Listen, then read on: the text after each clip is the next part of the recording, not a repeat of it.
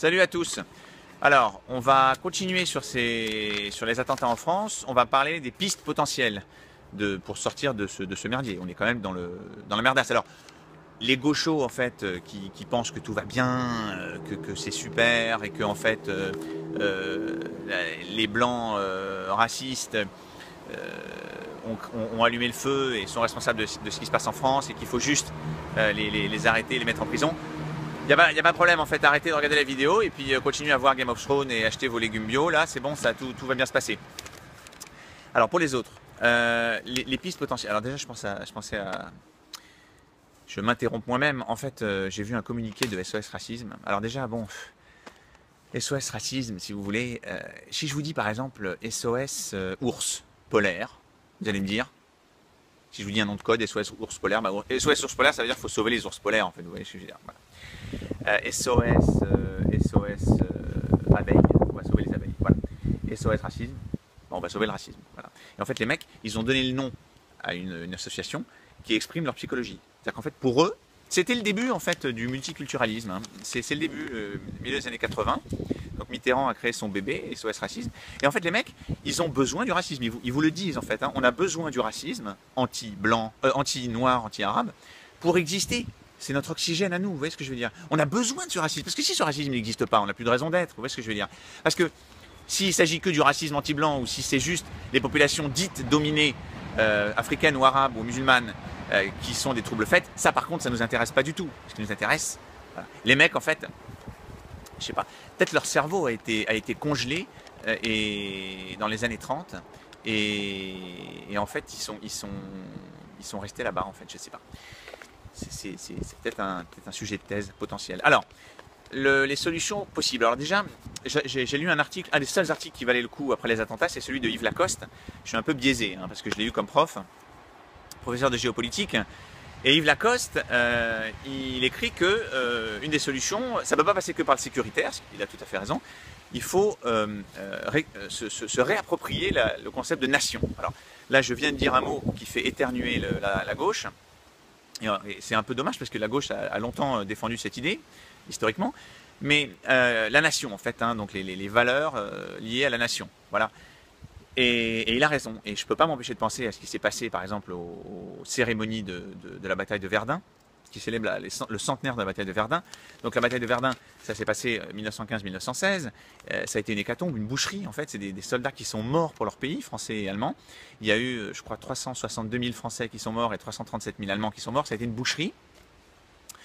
Ce sont des soldats qui sont morts pour leur pays. Alors évidemment, avec le recul, les historiens peuvent toujours dire eh, mais bon, cette guerre, elle était complètement inutile. Mais la belle affaire, toutes les guerres sont après coup inutiles, mais quoique.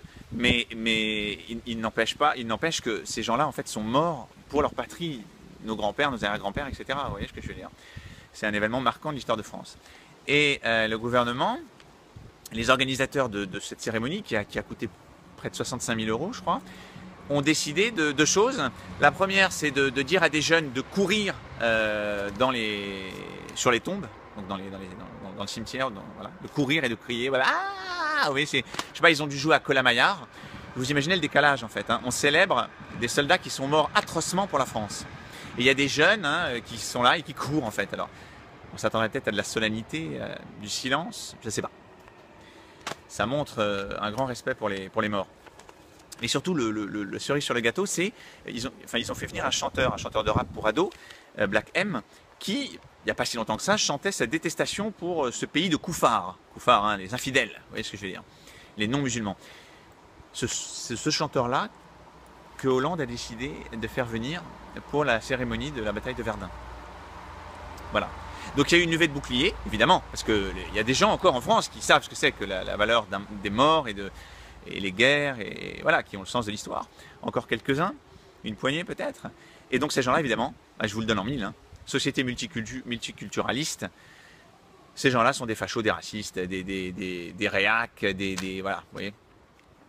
Et il y a même le secrétaire d'État aux anciens combattants, quand même, hein, qui a dit que le fascisme arrivait, que le totalitarisme était là, parce que le Black M il est noir, vous voyez ce que je veux dire.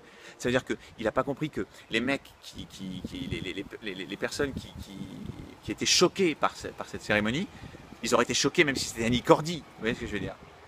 Même si c'était Chantal Goya, on aurait été choqués aussi. C'est du même niveau en fait. Voilà.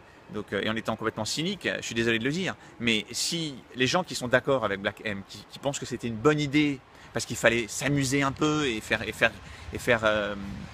rigoler les jeunes, bah dans ce cas-là, quand on fera la cérémonie en hommage aux victimes du Bataclan dans 5 ans, dans 10 ans, et de Nice, et de tous les attentats qui ont eu lieu en France, bah on va faire venir Britney Spears. C'est sympa, non? Ou on peut faire venir Kim Kardashian. Voilà. C'est une bonne idée. Voilà. Pour célébrer nos morts. Voilà. Vous voyez ce que je veux dire. Donc, retrouver la nation, ça passe aussi par ça, en fait. On est très très loin du compte. Hein. Alors, la deuxième piste, j'essaie de trouver un chiffre, mais je le trouve plus. C'est pas grave. Oui, enfin, la deuxième piste, c'est de se défendre contre les atteintes à l'idée de nation. Ça rejoint un peu la première.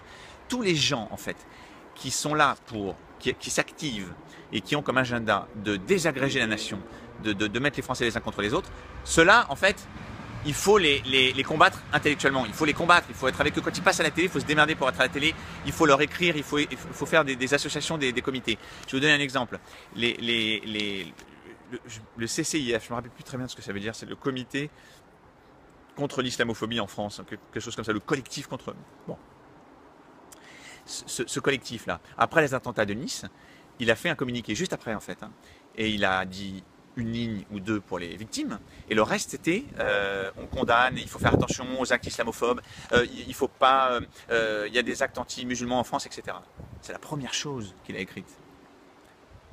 Vous voyez ce que je veux dire? C'est d'une indécence, j'ai jamais vu ça. Mais pourquoi? Parce qu'en fait ce collectif, il en a rien à foutre de la France. Vous voyez ce que je veux dire? Le collectif, lui, ce qui l'intéresse, c'est les musulmans. D'ailleurs, la majorité des musulmans, je suis sûr qu'en fait, ce collectif, il ne s'en intéresse pas du tout. C'est ça son agenda, en fait. Vous voyez ce que je veux dire? C'est ça son agenda. Et sur le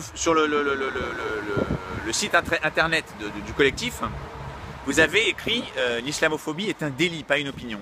C'est exactement le contraire. Vous voyez ce que je veux dire? Ces gens-là, c'est fou, ça me rend dingue. En fait, l'islamophobie, c'est pas un délit. D'accord? L'islamophobie, c'est quelqu'un qui a peur de l'islam ou qui le critique. Vous voyez ce que je veux dire? Mais on a le droit de critiquer ou d'avoir peur de l'islam en France. On a le droit de critiquer ou d'avoir peur du catholicisme ou du judaïsme ou du bouddhisme ou des adventistes du 7e jour qui venaient me distribuer le courrier il y a des années. Vous voyez ce que je veux dire? On a le droit de faire ce qu'on veut en France tant qu'on ne pratique pas la violence. C'est des débats intellectuels, on fait ce qu'on veut. En fait, je peux même critiquer les athées si je veux. Vous voyez ce que je veux dire? Il n'y a pas un collectif qui va se créer contre la phobie des athées, vous voyez ce que je veux dire? Donc il faut lutter contre ces gens-là. Il faut démissionner les hommes politiques qui ont fait des compromis dans leur circonscription pour s'acheter le vote des électeurs. D'accord? Compromis pour laisser un quartier s'islamiser ou faire des compromis avec les religieux islamistes. C'est un scandale, il faut les démissionner, ceux-là. Hein. Voilà. La troisième piste possible, et ça sera tout pour aujourd'hui, c'est l'exemple israélien. Parce que bon, il y a aussi le volet sécuritaire, il est très important. Déjà, je vous le dis tout de suite, on est devant une équation qui est très difficile à résoudre, parce que les gens qui commettent les attentats ne sont pas forcément repérables. La plupart du temps, ne sont pas repérables. Si vous regardez l'historique des attentats qui ont lieu aux États-Unis ou en France, les États-Unis, par exemple, les frères qui ont fait l'attentat au marathon de Boston étaient considérés comme des musulmans modérés. Personne ne s'est alarmé. D'accord? Alors, c'est un peu différent pour San Bernardino, mais globalement, je veux dire, le mec au camion à Nice, tout le monde était là, ah mais il pratiquait pas, il allait pas à la mosquée, tout ça, mais ça change quoi? Je veux dire, ça change rien. Je veux dire, il était quand même musulman, il s'est radicalisé, ça change rien. On peut pas les spotter. Donc on a un problème. Il faut changer de mentalité, d'accord? Et comme en Israël par exemple, je vous donne un exemple en Israël, il y avait un jeune arabe qui voulait monter dans un tramway pour faire péter le tramway et arroser tout le monde. Le mec au tramway, en fait, il y a toujours une personne, quand vous montez dans un wagon, il a vu que son attitude était spéciale, était bizarre, il l'a pris à part, il l'a interrogé, il a vu toutes les armes, etc. Et l'attentat a été empêché. Voilà ce type d'état d'esprit. Je vais donner un autre exemple. Il y a eu un concert récemment à Netanya, c'est une ville en Israël. Et un ami me racontait que pour protéger le concert des risques d'attentat, pour limiter en fait, ils ont mis des cars immenses, d'accord, en travers de la route. Donc il y avait 5 rues qui arrivaient à la place du concert. Il y avait des milliers de personnes. Et chacune des rues avait un car en travers de la rue. Et donc les gens pouvaient à peine passer sur les trottoirs, parce que ça empiétait sur les trottoirs. Et ces gens-là étaient filtrés. Hein. à chaque rue, un à un. Donc évidemment, il n'y a pas de risque zéro, le mec peut arriver et tirer, il va faire 1, 2, 3 morts, mais vous voyez bien qu'on n'arrive pas à la catastrophe de Nice, vous voyez. Voilà, et sinon il y a de la veille à faire, l'armée israélienne a fait face aux attaques individuelles, hein, les fameux loups solitaires comme on appelle ça me fait un peu marrer, qui attaquaient à couteau, à tort à travers, des passants, des gens, des enfants, etc. Et ils ont institué un nouveau système. En plus de la sécurité classique de l'armée, ils suivent des mecs sur Facebook. En fait, ils voient les réseaux sociaux. Quand une personne d'un quartier où il y a eu beaucoup de terroristes se met d'un coup à acheter un camion ou une voiture, bah, on va aller lui parler. Voilà, changer un état d'esprit, mais ça va prendre des années. Voilà, donc, ouais. J'allais vous dire que j'étais pessimiste, mais je vais pas, si je vous dis ça tout le temps, vous allez arrêter de me regarder. Donc, voilà. Voilà les amis, bonne soirée et à bientôt. Bye.